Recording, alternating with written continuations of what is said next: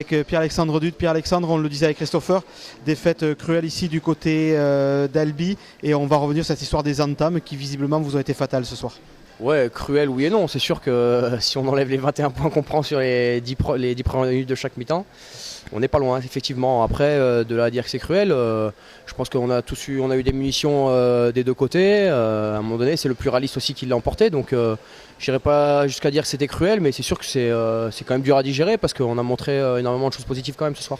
Très solide, Albi, on le savait, c'est une équipe qui est épaisse avec des physiques. Vous avez essayé aussi de jouer, mais vous avez réussi à rivaliser aussi dans le combat, on l'a vu. Ouais, ben, on savait que c'était une équipe très dense. Je pense que l'équipe qu'on avait alignée, notamment devant, était aussi alignée en conséquence, quoi, avec nous aussi pas mal de densité physique. Je pense qu'on a plutôt bien rivalisé. On s'est retrouvé en mêlée fermée, ce qui avait été un peu le point noir la semaine dernière.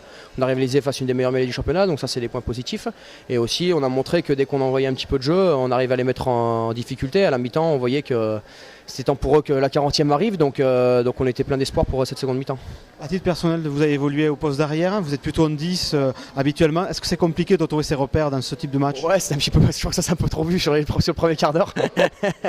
Maintenant oui, ça a été un petit peu dur, ça faisait un petit moment que j'avais pas joué à l'arrière, mais bon, je me cache pas derrière ça. Je m'étais bien préparé toute la semaine. J'ai eu un premier quart d'heure un peu difficile en première mi-temps qui amène un peu les deux essais, donc je m'en veux beaucoup. Maintenant après, j'ai réussi à trouver mes repères et j'ai quand même pris beaucoup de plaisir, et voilà, même si bien sûr on en prendra toujours plus en gagnant les matchs, mais voilà, c'est comme ça.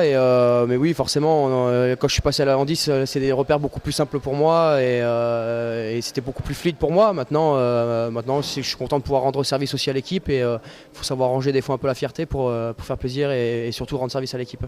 La semaine prochaine, un déplacement du côté de Dax, une équipe qui est un petit peu miraculée en ce Pro D2, mais qui lâche rien. Quel regard vous portez sur les Dacois?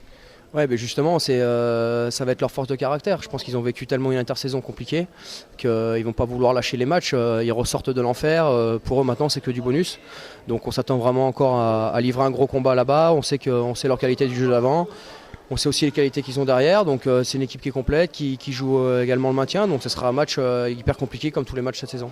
Merci Pierre-Alexandre. Avec plaisir.